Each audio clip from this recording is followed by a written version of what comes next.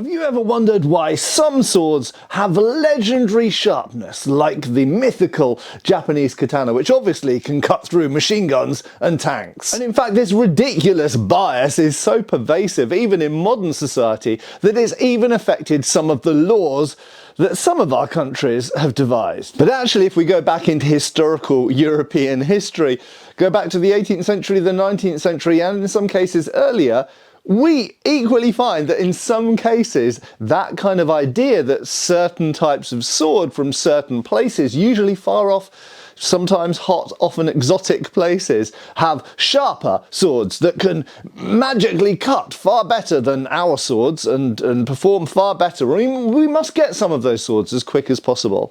So why did this idea last for so long, and why was it so pervasive in society? We actually have some historical sources which can help answer this question. So I'm going to be delving into some of the historical sources, many of which are featured here in Swordsmen of the British Empire by D.A. Kinsley, with an intro by me, by yours truly. And we're going to look at some original period sources. First of all, looking at, did they actually believe that certain types of Indian or Japanese or Chinese swords were sharper and did perform better? And secondly, why they might have thought that.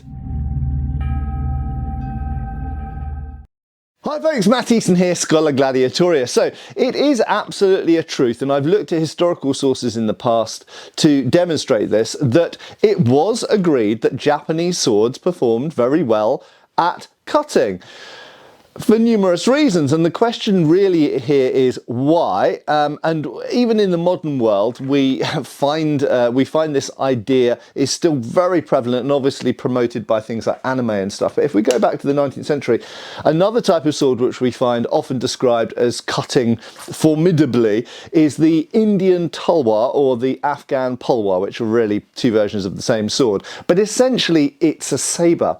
Now, before we get into those in a second and looking at the period sources, I want to point out that this was in fact such a strong idea, it was such a good bit of kind of marketing, that in Europe swords did gradually, certainly in countries like Britain and France and Austro-Hungary and various other places, did copy and emulate types of design and formats of design, I'll talk about this specific one in a second, from places where they considered the swords performed particularly well. So they absolutely bought into this.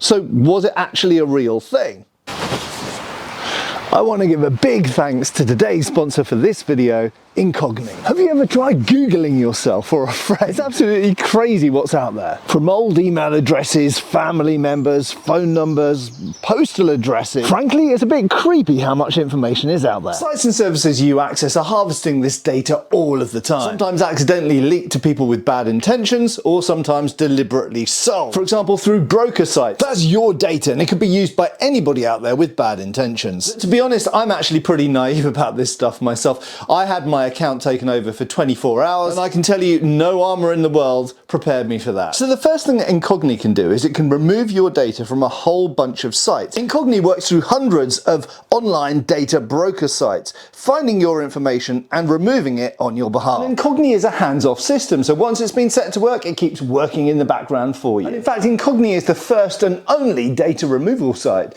to be verified by Deloitte. And the Incogn team have now expanded their capabilities with a new feature in their unlimited plan called custom removals. This allows you to submit an unlimited number of websites which are hosting links to your personal information. You can just paste the link into your dashboard, and if it's eligible, then their experts work to get it taken down on your behalf. So right now, Incogn is offering a special deal for viewers of Schola Gladiatoria channel. Use the code SCHOLA on the link down below and you'll get 60% off the annual plan. So go and visit incogn.com/scholar. That's incogn.com/scholar. And use that code SCHOLAR to get your 60% off right now. Thanks again to Incogn for sponsoring this video. So thanks for sticking with me. Now, it's absolutely clear that Europeans did emulate swords from other places, and it wasn't just Europeans as well. If I just put these sabers down, which obviously were inspired by Central and Eastern European sabres, but also within the British and French spheres. They were also influenced, obviously, by North Africa, the campaigns in Egypt, the Mamluks, but also particularly the British were influenced by Indian and Afghan swords as well. And some people have asserted that certain sword designs in Britain were influenced by the tulwar. I think yes and no to differing degrees. They definitely were a bit, but maybe not as much as some people state. Equally, in other places, we find influence from places like the Philippines as well. And I have seen it asserted, the 1796 pattern light cavalry sabre as featured here, I have seen it asserted that these are emulating Indian tulwar blades, and I would completely disagree with that. The nature of the filler and the shape of the tip and everything else, these are very clearly modelled on earlier Austrian swords and ultimately sort of Polish and Hungarian sabre and szabla. But as I say, it wasn't just Europeans. In fact, we actually find in China in the Ming dynasty various types of Chinese sword being influenced by Japanese sword, and of course we can flip that on its head because we know that earlier certain Japanese swords were influenced by Chinese swords. So it went back and forth. And we're going to look at those comparisons here from some historical sources. But before we do, I just want to remind you that sometimes people attribute a sword's quality when they should be looking at the swordsman. So here's an example which actually typifies a lot of the points which often come up in these numerous, and when I say numerous, into the hundreds of British sources talking about swordsmanship. So it says this is from Cold Steel and Indian Swordsmanship in the Journal of the United Services Institution of India, 1899, by P.B. Bramley, incidentally. And it says, the swords of the Indian irregulars are always of a keenness that contrasts wonderfully with the blunt reaping hooks of the English dragoons. In one manoeuvre, the Oriental horseman is inimitable. He keeps his horse with a murderous bit so well in hand that an English dragoon charges him. He wheels off in a pivot and deals a cut across the back of his enemy's neck that generally puzzles the surgeon. I myself remember a Sikh cavalier who cut down 3 European troopers, 2 dragoons and a lancer, whose lance was cut through as well as his neck. And I saw the fellow killed by a native trooper who outwitted him at his own game of back blows. So this is as I say, there are hundreds of these accounts which talk about two things: the sword and the swordsman. Okay, and generally speaking, the overall opinion is that the Indian swordsmen are better than the average British cavalry trooper, but also that their swords are, if not necessarily better, we'll get to that in a second with some other sources, sharper. Now, just to look at a couple of antique examples before we delve back into more sources, my own experience having sold, at this point, literally thousands of swords, you can see those on the Easton Antique Arms website down below, incidentally, you can see the sold archive. So this is a service sharpened 1853 pattern sword. So this is a model of sword that was used from about 1854 all the way through into the 1880s, by which point it was starting to be replaced. And this is service sharpened. In fact, it's got 2 or 3 little nicks in the edge, and it's got a fairly decent edge on it. Now, obviously, this edge has suffered from age and being in and out of the scabbard and rubbed against things and everything else. So this isn't as sharp as it would have been, but it's fairly sharp. This, with 5 minutes of work, this would easily cut through water bottles or tatami mats. However, it is a general observation and a general truth that when you get antique tulwar, they tend to be sharper, and that's the product of a couple of factors. Number one, they are kept sharper. We'll go into the details of how that is achieved in a second. So they're kept sharper, generally speaking, than European swords, but also the edge bevel is kept in a slightly different way. So without getting too technical, the edge bevel on most European sabres is about 40 degrees, whereas on a lot of Indian swords, it is closer to 30 degrees or even less. So it's a more shallow angle, which gives a finer edge and is therefore going to cut with less resistance. Now, briefly on the subject of edge bevels, you will notice that this Indian sword here, you'll see with the reflection of the light, has a single bevel on this portion of the blade, but it is essentially a secondary bevel. So we've got a lenticular section blade with a secondary bevel just there. If we just switch over to the Japanese sword, Japanese swords are unusual, I would say, globally speaking, in that the entire edge bevel is this entire section of blade here, okay, up to the spine. Sometimes that can be niku, which means apple-seeded. However, that is sometimes an even more shallow angle. So at least to some degree, part of what we're talking about here, the sharpness can be how fine the actual meeting of the molecules is at the final edge, but the edge bevel is also important and can give the perception of sharpness.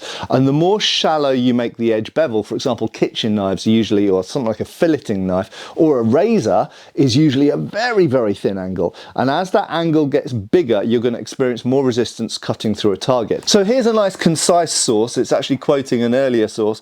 So this was written in an article called Our Cavalry in the United Service of 1879, and it says an English officer after his first combat in India observed with astonishment among the slain by some allied native cavalry many heads and limbs dissevered, and evidently by single strokes. He inquired into the secret of such execution, expecting to find sabres of fabulous Eastern excellence, not Eastern Matt Eastern, but Eastern Asian excellence, but it was all done with condemned British sabres. We're just going to pause there for a second to explain something.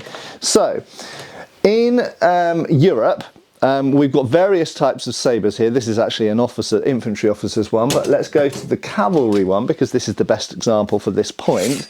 The 1796 light cavalry sabre, very often these blades were refitted with Indian tulwar hilts. And in fact, allegedly those made by Gill, well, this is a Gill. That is a pure coincidence. This is made by TJ and I Gill. Anyway, those made by Gill were apparently the most prized from what I've read. Sometimes, you know, Craven and others were very good as well. But anyway, these were refitted on tulwar hilts. Why? Because the Indians liked the tulwar hilt for their style of swordsmanship. It's far more confined, but has a very distinctive disc pommel, as we've talked about in many videos. But the blades themselves were good. They were made of good steel, they were well hardened, heat treated, and sharpened up and kept correctly. They could perform very well. And so this was actually done quite a lot in India. And so this officer was surprised to find these weren't even Indian blades. They were actually British-made blades mounted in Indian hilts. Anyway, it was all done with condemned British sabres, in other words, ones that had been sold off as scrap, essentially. The natives had sharpened them like razors, and to preserve the edge, had changed the metallic for leather scabbards. They had also attached longer wooden handles. Now that last one is a very strange point, and I'm not really sure exactly what they're talking about, longer wooden handles, but let's focus on the scabbard for a second. So it should be patently obvious to anyone that if you've made the world's best and sharpest edge on here, continually having it go in and out of a iron or steel scabbard is going to blunt it, potentially. Now, these did often have wooden liners, sometimes leather liners. The troopers ones usually have wooden liners inside, for that very purpose, to preserve the edge. However, you have what we'll call a throat at the top here, and even if the liner is inside protecting the edge, when you draw the sword out, there is a good chance that some of the edge, particularly the bit that you're most likely to be cutting with, rubs against that iron throat and removes the razor sharpness of the edge. Now, in contrast, of course, medieval European swords and most Asian swords are kept in wood and leather scabbards.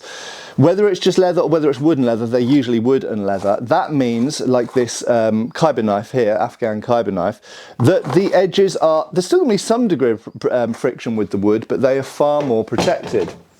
Now, it should be pointed out that some European swords were also kept in wood and leather scabbards, and as we go by in time, they actually replace the steel scabbards in many cases. Why did they have iron scabbards and steel scabbards? That's a whole topic in itself. Purely economics and durability, and there were debates about this literally in Parliament, and the fact is that they wanted to issue the cavalry with a scabbard that would last as long as the sword, and it was noted that Indian tulwars during their use would go through dozens of wood and leather scabbards, because not only would they perish from weather and just being knocked around, but particularly if you're cavalry and they're knocking against your stirrups and everything else, they're more likely to break. So quite simply, wood and leather scabbards are great for keeping your edge sharp, and of course the Japanese will use lacquered wood scabbards, but they are less durable than iron and steel scabbards. Of course, the main point here is no matter how well designed your sword is and how sharp it is, the fact that you're using an iron or steel scabbard will always, to some degree, even if you line it, will some degree potentially compromise the sharpness of the edge. So we've talked about edge sharpness and how it interacts with the scabbards, but let's talk about edge shape. So William Forbes Mitchell, who was a former sergeant in the 93rd Highlanders, he says, "For cutting, our English regulation swords are too straight. The Eastern curved blade is far more effective as a cutting weapon." This is an idea that is not unique to him. This is mentioned in many sources. "Our English swords are far too blunt, whereas the native swords are kept as keen and well stropped as a razor. Our steel scabbards are a mistake for carrying sharp blades. In the wars in the Punjab, notably at Ramnagar, our English cavalry with their blunt swords were mostly unequalled, matched against the Sikhs with their tulwars, so keen of an edge that they could split a hair." So here we come back to the subject of shape. Now, I won't go into a huge amount of depth because there's actually a lot, this would be a whole video by itself, but there is a perception that curved swords cut better than straight swords. And as described in 19th century sources, this is to do with the fact that the curved sword meets the target at an oblique slanted angle. So much like walking diagonally up a hill, instead of straight up a hill, it encounters less resistance and draws across and through the target with a slicing action. And of course, in many books on Japanese swordsmanship, they will talk about the power of the drawing cut, the pulling, slicing cut of the Japanese sword. But equally, the slicing effect of curved Indian and Persian and Arabic and Turkish swords is also described, and they even had certain training exercises to accentuate the curving, the slicing nature of the cut. This is a somewhat complex point because experiments have shown that actually a really sharp straight sword, like a Indian kanda or a straight Chinese jian or a European Highland broadsword or any other type, a long sword or an arming sword, these swords actually in experiments cut just as well as curved swords. Now, I'm not going to go into the physics and the reasons for that. There are reasons, and it's really complicated, but purely to say that there was absolutely a perception that if you wanted a good thrusting sword, you got a straight blade. If you wanted a good cutting sword, you got a curved blade. And if you wanted to be able to cut and thrust okay, then you got a compromise blade. And that is why after the 1796 light cavalry pattern, which was a curved sword dedicated for cutting, they wanted to be able to thrust more, and so they introduced new types of blade like this 1853 pattern, which is a compromise blade. So it's got a bit of curve to it, so you get a little bit of advantage from having a curve, but essentially it's in a relatively straight line for thrusting.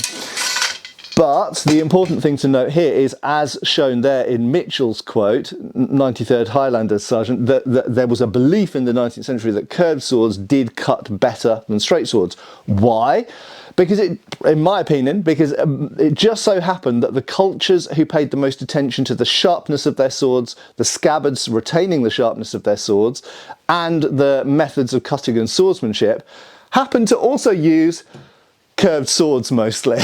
But the elephant in the room is that Indians, for example the Sikhs, also used straight swords like the patissa, the pata and the kanda, which are all straight-bladed Indian swords. So although most Indian swords were tulwars and therefore curved, some of them were straight. So here's another historical account as quoted in Reminiscences of the Great Mutiny, that's the Indian Mutiny of 1857, published in 1893. And it says, "I remember reading of a regiment of British cavalry charging a regiment of Sikh cavalry." During the Sikh Wars, this is pre the mutiny. The latter wore voluminous thick puggaries, or turbans, round their heads, which our blunt swords were powerless to cut through, and each horseman had a buffalo hide shield slung on his back also.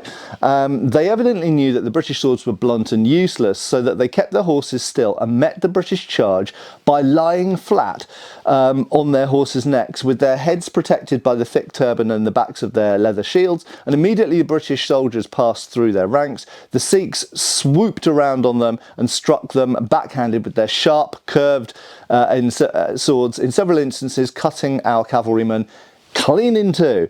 In one case, a British officer who was killed in the charge I described was hewn in two by a backhanded stroke which cut right through the ammunition pouch, cleaving the pistol bullets right through the pouch and the belt. This starts to sound a little bit like the Japanese cutting through machine guns, severing the officer's backbone and cutting his heart in two from behind. This is full anime now. Not to say that that didn't happen.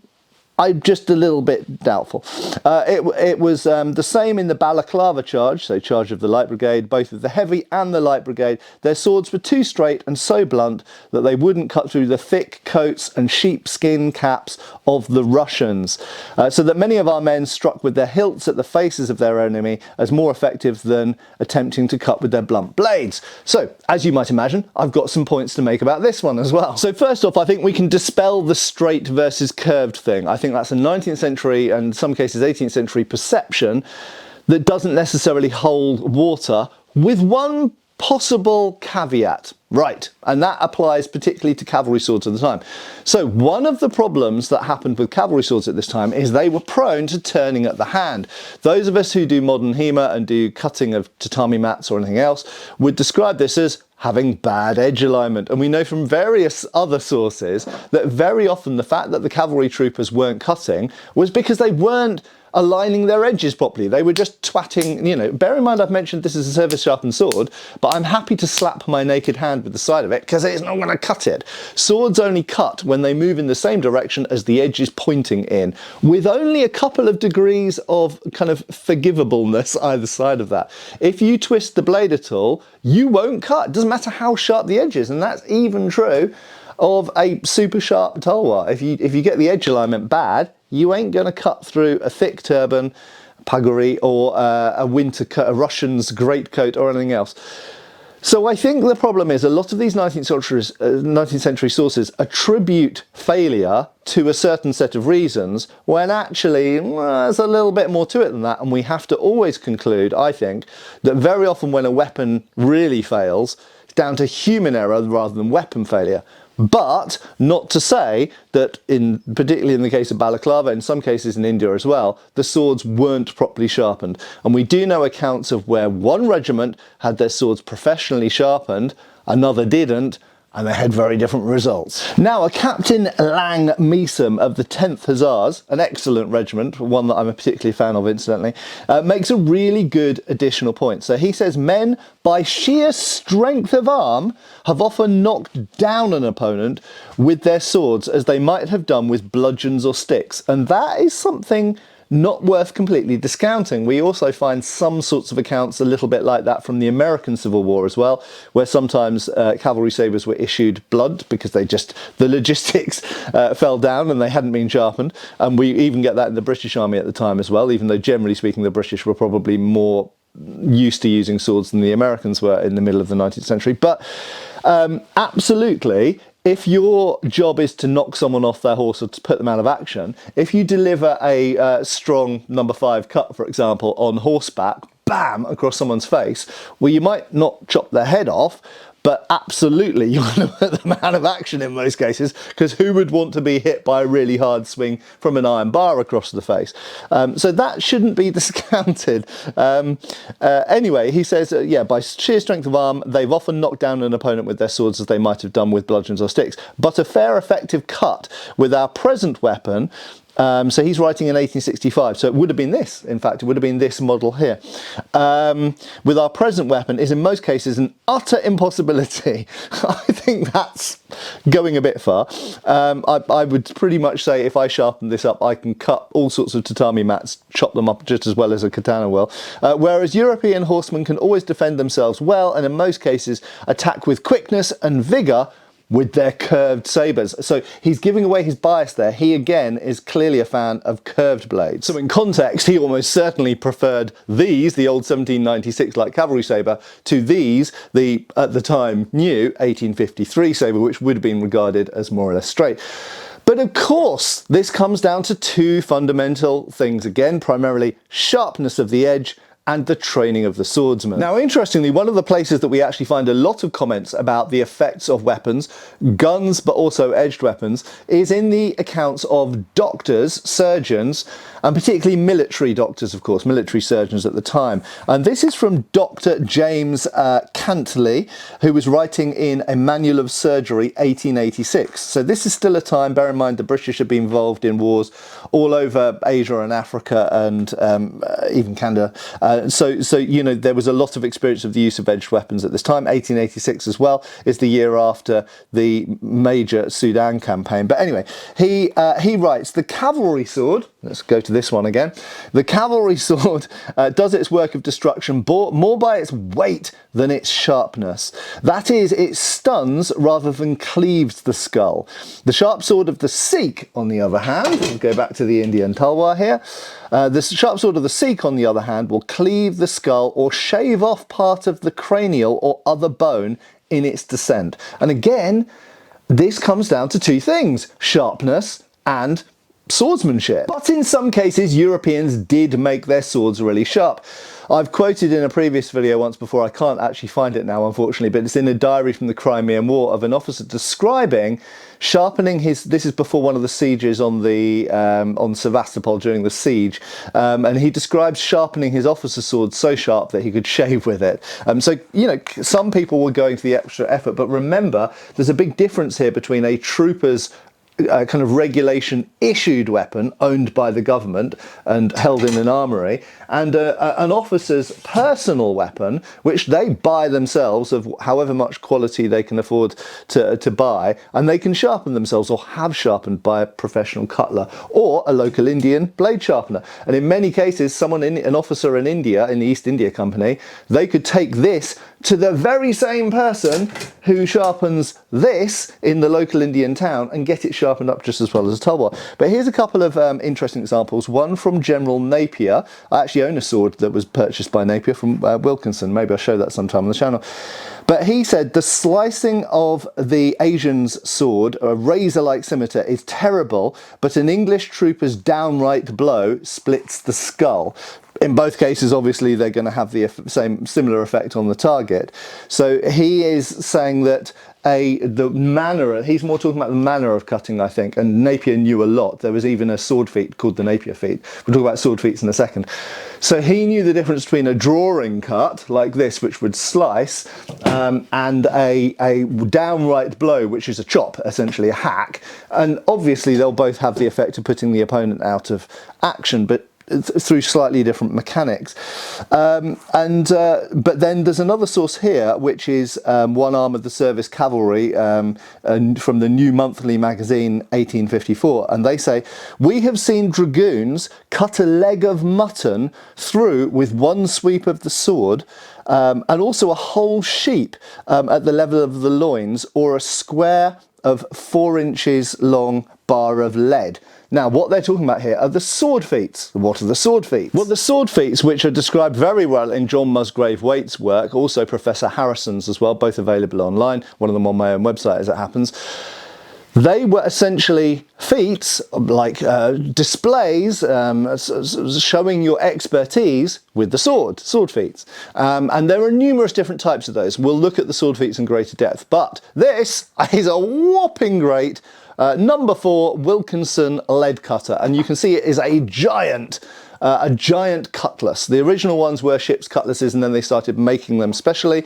Now I just show you on the screen up close, you can see it is a lead cutter number 4 by Wilkinson. Now these were specifically made for sword feats, and they were sharpened very well. This one's still got a very good edge bevel on it, although it doesn't have the final sort of bite to the edge, shall we say, because it's obviously old, dates to about 1870. But these were used for cutting through bars of lead, through sheep, legs of mutton, all kinds of stuff. So the fact is that when swords were well sharpened, well looked after and used by expert swordsmen in European contexts, of course, they cut just as well as Indian, Japanese, Chinese or any other swords. And there are dozens and dozens and dozens, hundreds in fact, of these sorts of sources. It was a popular topic to talk about, particularly in military and sometimes surgeon, doctor, medical circles in the 19th century.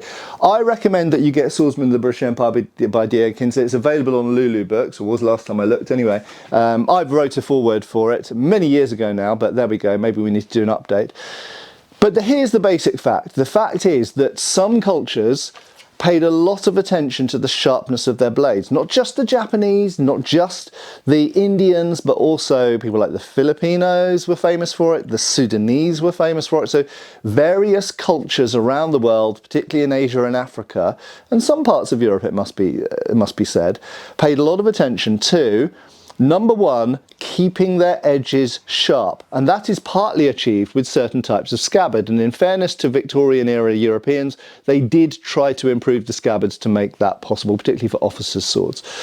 So make the edge sharp, partly through the manner of sharpening and the edge geometry. Keep it sharp, which is a lot to do with the scabbard it's housed in, but also making sure that it's regularly maintained.